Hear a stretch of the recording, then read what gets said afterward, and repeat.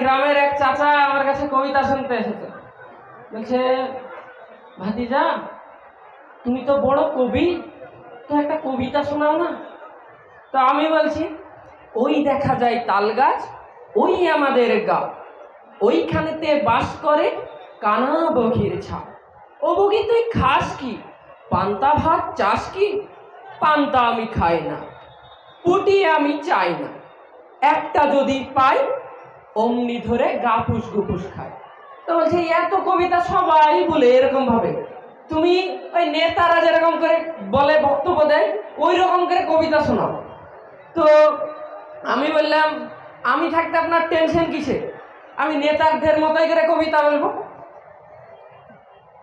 ওই দেখা যায় তাল গাছ, ওই আমাদের গা, ওইখানেতে বাস করে কানা বগির ছাপ। আমি কানা বগিকে জিজ্ঞাসা করলাম, এই কানা বগি তুই খাস কি? পান্তা ভাত তোর হকের ভাত, তুই চাস কি? কানা বগির কি আসপদ্দা, আমাকে আসিফ রেজাকে বলছে পান্তা ভাত আমার চাই না, পান্তা ভাত আর চাই না। কত বড় আসপদ্দা! আমার বন্ধুগণ, আপনারা কি এই বরদাস্ত করবেন এই অন্যায়কে? তাই সে আমাকে কি বলছে, তার দাবি হচ্ছে একটা যদি পুঁটি মাছ পাই তাহলে অমনি ধরে কাপুস খুপুস করে খাই। অত্যাচার, তার মানে অত্যাচার বন্ধুগণ।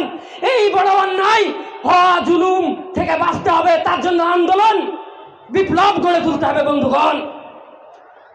তো লোকটা ভয়ে পালিয়ে গেছে, দিয়ে বলছি, ও চাচা শুনেন শুনেন, এবার আপনাকে একটি মৌলবীর কলেটিকেরে শোনাচ্ছি, কবিতা আছে।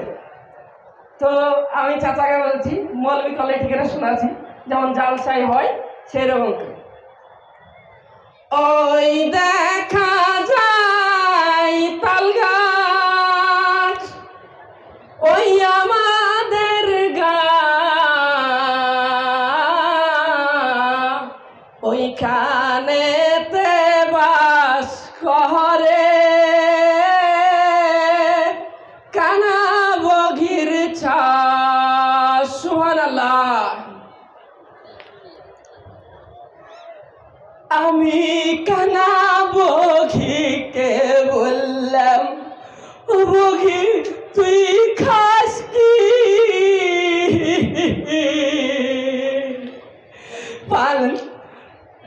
কানা বগি বলল, আমায় পান্তা ভাত সে খাই না। আল্লাহ, সুবহানাল্লাহ সুবহানাল্লাহ। তাকে বললাম যে পান্তা ভাত তুই খাস না, তাহলে কি খাস তুই? পান্তা ভাত আমি খাই না গো মৌলানা, আমি একটা পুঁটি মাছ খাই। সুবহানাল্লাহ সুবহানাল্লাহ। তো আমি তাকে এরকম ধরে শোনালাম মৌলানার কোয়ালিটি করে।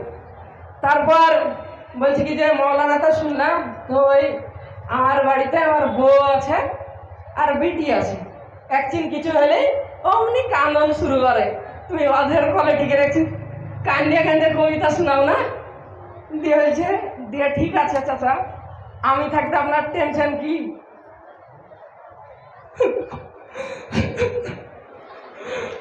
ওই দেখা যায় তাল গাছ, ও আল্লাহ রে, ও আল্লাহ, ওইখানে আমার গা, ওইখানে তো বাস করতো। ও মা গো, ওইখানে বাস করতো কানা বগির ছাপ।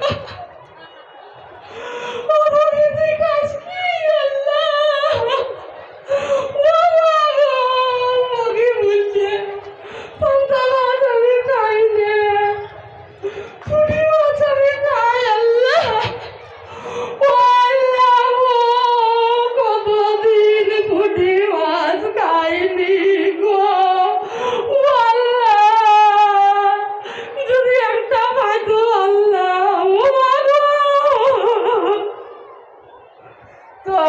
এইভাবে চাচাকে কবিতা শুনে বিদায় দিলাম।